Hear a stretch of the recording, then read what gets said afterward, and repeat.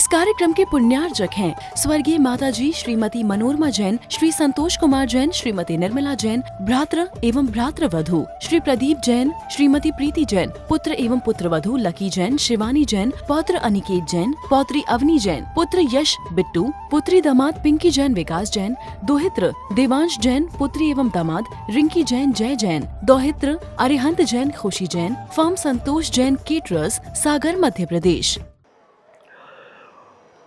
घर की शांति के लिए गुस्से में जवाब नहीं देना। जब आपके मन में गुस्सा उफान पर हो, जब आपका मन उद्वेलित हो रहा हो, किसी कारण से आपके मन में क्रोध जागृत हो गया हो, तो उस समय किसी को जवाब नहीं देना। अगर घर में शांति चाहिए है तो, घर में अगर अच्छा रहना है, घर को सुख सुविधाओं से युक्त रखना है, तो कभी क्रोध में जवाब मत देना। जवाब देना भी पड़े तो तात्कालिक जवाब नहीं देना, 1 घंटे बाद जवाब देना। 1 घंटे बाद जवाब देना। जितनी उत्तेजना तुम्हारी पहले थी, 1 घंटे बाद कितने ठंडे हो जाओगे? कितने ठंडे हो जाओगे? मान लो गुस्सा इतना था कि तुम किसी को छुरा चाकू मार सकते थे, मगर तुम्हें गुरु ने नियम दिया कि 1 घंटे बाद जवाब देना, 50% तुम्हारी गुस्सा शांत हो जाएगी।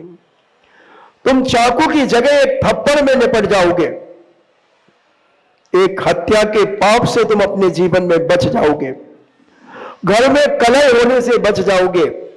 इसलिए जैनाचार्यों ने कहा, संत महंत भगवंतों ने कहा कि जब भी गुस्सा आए तो स्थानांतरण हो जाओ, अपना कमरा बदल दो। मैंने एक दिन कुछ बताई थी बातें, कमरा बदल दो। मान लो यहां बैठकर के बातचीत चल रही और आपको लग रहा है कि थोड़ी देर में अभी क्रोध भड़केगा, आप उठकर के जय जिनेंद्र करके चले जाओ। सामने वाला ये कैसा है, कहां जा रहे हो, यहां रुको। नहीं भाई, अभी हम कोई चर्चा नहीं करेंगे, अभी हमारा दिमाग ठीक नहीं है, कुछ भी निकल जाएगा। देखो भाई साहब, आपका अपमान हो जाएगा, मैं अभी क्षमा चाहता हूं, मुझे जाने दो। और बिल्कुल दूसरे कमरे में चले जाओ। दूसरा पॉइंट है मौन हो जाओ। तीसरा पॉइंट है 1 गिलास मटके का पानी लेकर धीरे धीरे चुस्की लेकर के पीना शुरू कर दो। क्योंकि जब दूध उबलता है तो समझदार मां 1 चम्मच पानी उस दूध में डाल देती है, दूध की उफान नीचे बैठ जाती है और उसी समय दूध को उतार लेती है। ठीक है, उतार लेती है। ऐसे ही तुम्हारे अंदर जो खून उबल रहा है, उसके लिए 1 गिलास पानी चुस्की लेकर के पीना है। जैसे हम गर्म दूध को पीते हैं धीरे धीरे, ऐसा वो पानी हम धीरे धीरे पिए, हमारे खून की उत्तेजना, उसकी गर्माहट कम हो जाएगी। चौथा पॉइंट, हम नमोकार मंत्र की माला फेरना शुरू कर दें। उधर से उठकर के दूसरे स्थान पर जाकर के माला फेर ले। 5वां पॉइंट, 5वां पॉइंट कि हम मुंह में पानी भर लें और ना बाहर निकाले और ना अंदर। जैसे वैष्णव दर्शन में श्री हनुमान जी का मुख उन्होंने फूला हुआ बताया, ऐसा मुख हम अपना बना ले और ना अंदर ले जाए पानी, ना बाहर ले जाए। फिर देखते हैं कौन से माई के लाल को गुस्सा आती है। अगर 1 घूंट पानी भी अंदर चला गया तो 5000 की पेनाल्टी लगेगी। बोलो, घर का वातावरण कितना सुधर जाएगा, कितनी शांति हो जाएगी। और अगर ये भी ना हो, इससे भी तुम्हें शांति ना मिले, तो थोड़ी सी व्यायाम कर लो, एक्सरसाइज कर लो, अनुलोम विलोम कर लो, कपाल भाती कर लो, आसन लगा लो, मयूर आसन लगा लो, दंड बिठक लगा लो, गर्दन घुमा लो, हाथों को घुमा लो, हाथों को एक्सरसाइज कर लो। अपने आप तुम्हारे अंदर से जो पसीना निकलेगा वो पसीना तुम्हारे गुस्से को शांत कर देगा बंधु। ऐसे बहुत सारे पॉइंट हैं और ऐसे पॉइंट हमने 9-10 पॉइंट चातुर्मास में शिक्षार्थियों को दिए थे। एक पॉइंट और स्मरण में आ गया कि जब इससे भी तुम्हें शांति ना मिले और तुम्हें ऐसा हुलकी छूटे कि मुझे तो जवाब देना है, उसके वो समझता क्या है, मैं देख लूंगा, उसका जबड़ा तोड़ दूंगा। कोई बात नहीं, तुम एकदम उसे देखना, गौर से देखना, आंखें फाड़ करके देखना और कहना नमो नित्यानो नमो सिद्धाणु नमो हरियाणु नमो जैनो नमो लोहे सभ्य साउणम। 10-5 बार नमो काय मंत्र बोल दो, सारे लोग हंसने लगे। बड़ा आया धर्मात्मा, नमो काय मंत्र बोलने लगा। 1 मिनट में माहौल शांत हो जाएगा बंधु। जो जवाब हम दे रहे हैं बड़े प्रेम से हो जाएगा। फिर मां भी कहेगी तू इतना धर्मात्मा होकर के उत्तेजित क्यों होता है? और अब तो हमें छेड़ते क्यों है? हम शराब नहीं पीते, हम गुटखा नहीं खाते, हम कोई गलत काम नहीं करते, हम रोज अभिषेक करने जाते हैं मम्मी, और हम पूजन भी करते हैं जब हमें समय मिलता है, हम महाराज को आहार देने भी जाते हैं, हम बहुत शुद्धि के साथ जाते हैं, भैयावृत्ति करने जाते हैं, सब कुछ जाते हैं, फिर हमारे पीछे क्यों पड़े रहते हैं? मैं कोई अनाप शनाप खर्चा नहीं करता, फिर भी भाई साहब मेरे पीछे क्यों लगे रहते हैं? तो मेरा मन खराब हो जाता। तो बेटा तेरे पिताजी ने कुछ बोला, मैंने कुछ बोला, आपने तो नहीं बोला, पिताजी ने भी नहीं बोला, भैया की आदत है छेड़ने की। वो जब तक किसी को छेड़े नहीं, जब तक उसकी रोटी नहीं पचती है। इसलिए बेटा तू समझदारी से काम किया कर। इतना अच्छा धर्मात्मा बेटा है और उसके बाद भी तू तेज ना हो जाता है। ठीक है, मेरा शस्त्र चल गया, अब जब माहौल बिगड़ेगा तो मैं सीधा कहूंगा नमो अभियंताणो नमो सिद्धाणो नमो हरियाणो नमो उज्जैनो नमो लोहे सभ्य साउणम। और 4-6 बार जब कहेगा तो अभी जब तुम मेरी बात पे हंस रहे हो तो घर का आदमी जब बोलेगा तो अपने आप हंसी आ ही जाएगी। तो ऐसे गुस्से में जवाब नहीं देना। एक दूसरे को सहयोग देना। जब किसी को आवश्यकता हो तो उस आवश्यकता में सहयोग देना कि भाई तुम्हें कोई प्रकार की जरूरत हो तो आप मुझसे कहना।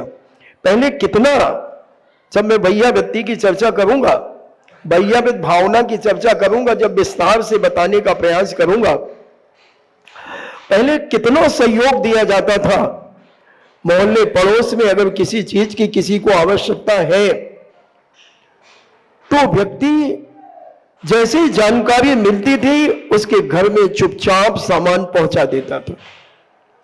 हम तो आज एहसान लाते हैं, थोड़ा सा भी अगर हम सहयोग कर दे तो हम ढिंढोरा पीट देते हैं, सारे लोगों को कह देते हैं कि मैंने ऐसा किया ऐसा किया। बंधु, उसका सारा पुण्य छीन हो जाता है। सेवा सहयोग वो देना है कि कानों कान खबर ना लगे किसी को कि किसने तुम्हें क्या सहयोग दिया है, क्या उपकार किया है तुम्हारे जीवन में। मगर तुम ढिंढोरा पीट करके काम करते हो, उसका जो पुण्य मिलना चाहिए था बंधु, वो पुण्य नहीं मिल पाता।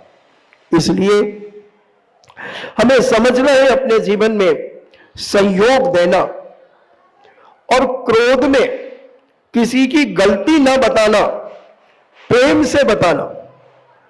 जब तुम बहुत गुस्से में हो और कोई कहे मेरी गलती क्या है, गलती मत बताना। और कायदे से मैं कहूं आपसे, गलती कभी किसी की बताना ही नहीं।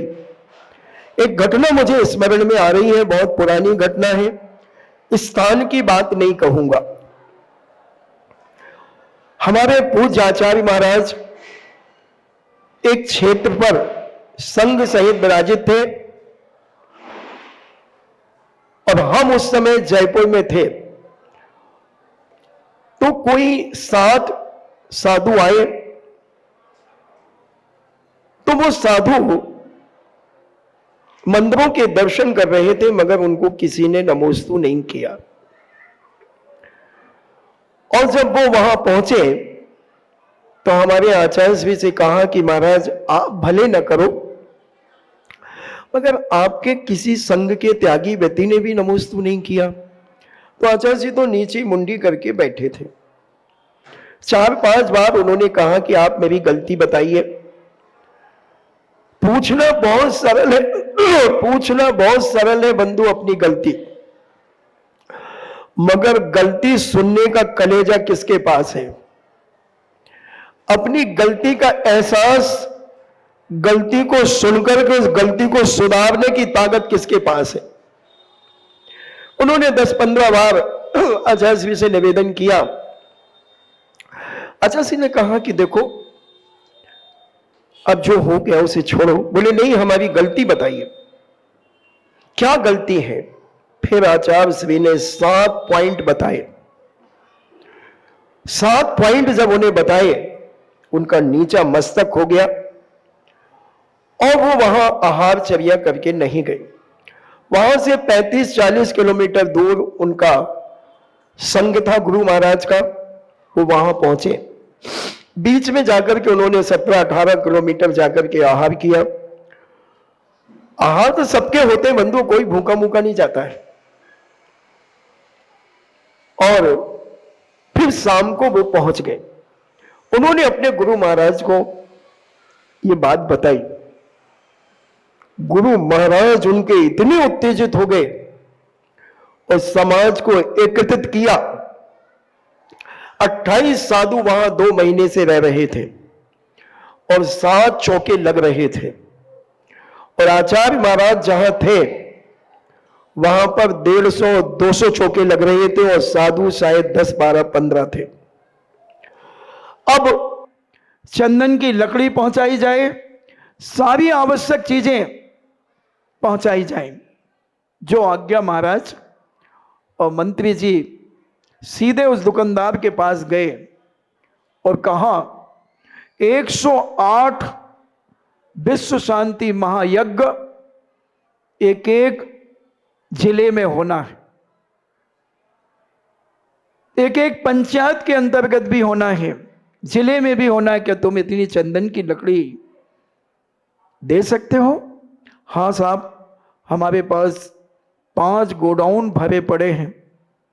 ठीक है, आप भेजिए, आपके पास पर्ची आएगी, आप उतनी लकड़ी और समिधा की सामग्री जो भी यज्ञ हवन में लगती वो सब आप देते जाइए।